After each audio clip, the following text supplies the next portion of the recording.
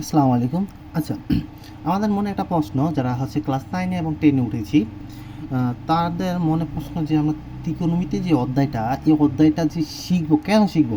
কেউ বলতে পারো যে আমরা হচ্ছে ক্লাস 9 এবং 10 এ যেহেতু পড়ি, আমাদের হচ্ছে 2 বছর পর বা কারো 1 বছর পর বা কারো কয়েক মাস পর হচ্ছে এসএসসি পরীক্ষা। সেই পরীক্ষায় আমাদের হচ্ছে ম্যাথে যে ত্রিকোণমিতিক অধ্যায়টা, সেই অধ্যায়টাতে অ্যান্সার করার জন্য আমরা ত্রিকোণমিতি শিখবো। তাছাড়া আর কিছু কি মনে আসে যে আমরা কেন ত্রিকোণমিতিটা শিখবো? তাছাড়াও অনেক কারণ আছে এই ত্রিকোণমিতি শিখার। আচ্ছা দেখো, আমরা হচ্ছে পড়াশোনা নিয়ে আলোচনা করি যে ত্রিকোণমিতিটা শিখলে পড়াশোনার ক্ষেত্রে কী কী কাজে লাগে। আচ্ছা, এসএসসিতে আমরা এখন কিসে পড়ি? এসএসসি ক্যান্ডিডেট এসএসসিতে পড়বো। যারা ম্যাথ নিয়ে যারা সায়েন্স নিয়ে পড়বো তাদের কি হয়, যারা আর্টস কমার্স সায়েন্স নিয়ে পড়াশোনা করি তাদের সবারই কি ম্যাথ রয়েছে। এই ম্যাথের ভিতরে কি, ম্যাথের ভিতরে 9.1 9.2 নামে দুইটা অধ্যায় আছে।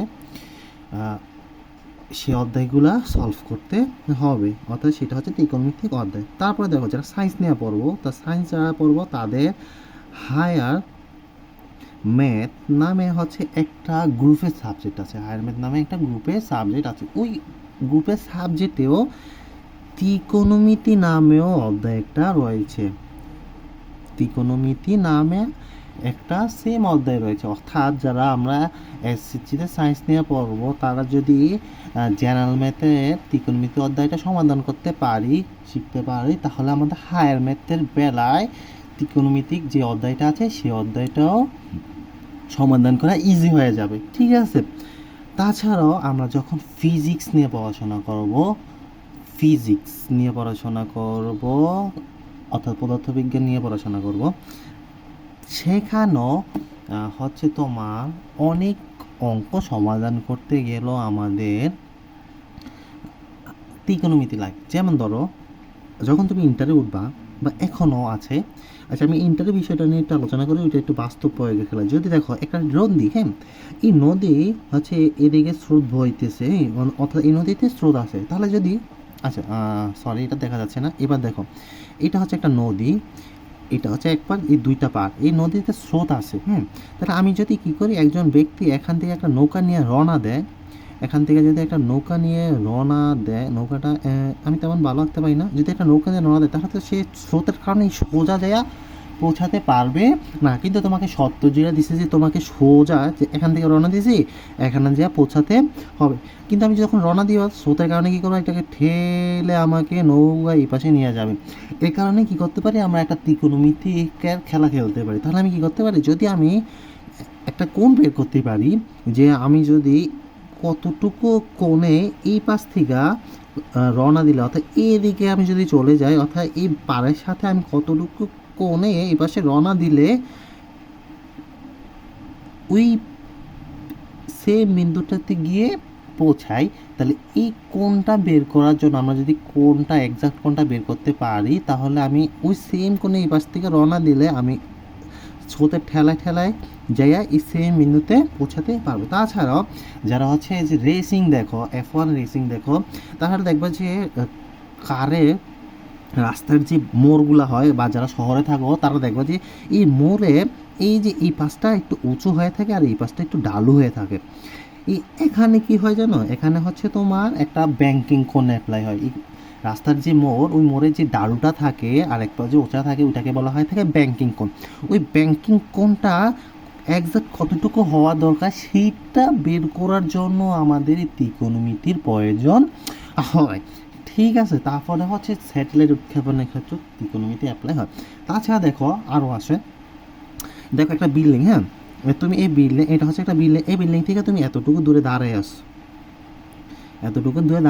এখন তুমি কী করতেছো, এখান থেকে এই বিল্ডিংয়ের এই মাটি থেকে ছাদ পর্যন্ত উচ্চতাটা মাপতে চাইতেছো। তাহলে তুমি যদি কী করতে পারো, যে এখান থেকে তোমার এখানে কতটুকু কোণে তুমি মাথাটা দেখতে পারতেছো, অর্থাৎ ছাদটা দেখতে পারতেছো, ওই কোণটা বের করতে পারো।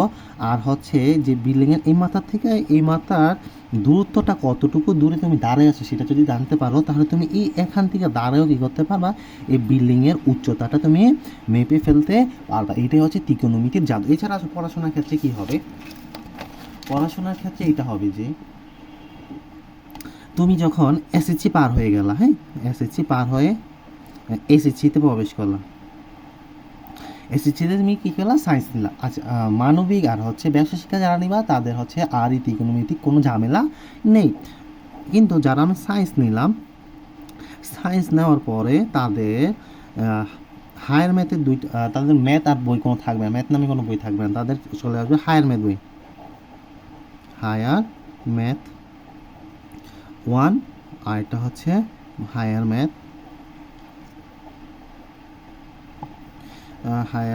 ম্যাথ হচ্ছে তোমার 2, হায়ার ম্যাথ 2। এই হায়ার ম্যাথ 1 এবং হায়ার ম্যাথ 2 এ হায়ার ম্যাথ 1 কি আছে, ত্রিকোণমিতি একটা অধ্যায় আছে, এবং হায়ার ম্যাথ 2 এ কি আছে, বিপরীত ত্রিকোণমিতি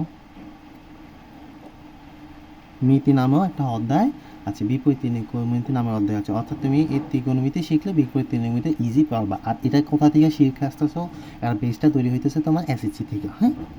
তারপরে আছে ফিজিক্স অধ্যায়েও তোমার কি হবে, ত্রিকোণমিতি ব্যবহার হবে। অর্থাৎ ওই যেগুলো আমি আলোচনা করছি, যে নৌকাটা কত ডিগ্রি কোণে আমি হচ্ছে চালালে ওইটা হচ্ছে সেম বিন্দুতে যেয়ে পৌঁছাবে। তারপরে হচ্ছে রাস্তার বেলা ব্যাংকিং কোণ বের করতে, স্যাটেলাইট উৎক্ষেপণে, হ্যাঁ, এগুলা বের করতে হচ্ছে তোমার ত্রিকোণমিতিক প্রয়োজন হবে। অর্থাৎ ফিজিক্সও কী হয়ে যাচ্ছে, তোমার ত্রিকোণমিতিক ব্যবহার হচ্ছে। আচ্ছা, তারপরে আসো, এরপরে পেরোলে আমরা কোথায় যাব, এরপরে আমরা হচ্ছে বিএসসি করবো। তো বিএসসি কেউ ম্যাথে পড়বে, কেউ ফিজিক্স নিয়ে পড়বে, কেউ রসায়ন নিয়ে পড়বে, কেউ ইঞ্জিনিয়ারিং সাবজেক্ট নিয়ে পড়বে। আচ্ছা দেখো, যারা হচ্ছে ম্যাথ নিয়ে পড়বে, যেহেতু আমি ম্যাথে পড়ি, আমি বিষয়টি আগে বলি, যারা হচ্ছে ম্যাথে অনার্স করবে তাদের ক্যালকুলাস 1 ফার্স্ট ইয়ারে ক্যালকুলাস 1 নামে একটা বই আছে। সেখানেও কি হবে, সেখানেও তোমার ত্রিকোণমিতিক প্রত্যেকটা অধ্যায়ে গেলেই দেখবা যে ম্যাক্সিমাম অধ্যায়ে তোমার ত্রিকোণমিতি আছে। তারপরে হচ্ছে যে আরও যে অ্যানালিটিক, জিওমেট্রিক, অ্যালজেব্রা, এইসব বইগুলো তো দেখবা যে ত্রিকোণমিতিক টার্মগুলো ব্যবহার হচ্ছে। তারপরে তুমি এটা তো ফার্স্ট ইয়ারে গেলো, তো সেকেন্ড ইয়ারে উঠলেও কি হবে, সেকেন্ড ইয়ারে উঠলেও কি হবে, ক্যালকুলাস 2 নামে একটা বই আছে। সেখানেও তোমার কি হবে, অন্তরীকরণ, যৌগীকরণ নিয়ে আলোচনা হবে। সেখানের ভিতরে দেখো ত্রিকোণমিতি। আর ত্রিকোণমিতি তোমাকে কখনোই পিছু ছাড়বে না। যারা হচ্ছে ইঞ্জিনিয়ারিং নিয়ে পড়াশোনা করবা তাদের তো বলাই বাহুল্য, তারা তো ত্রিকোণমিতি থাকবে।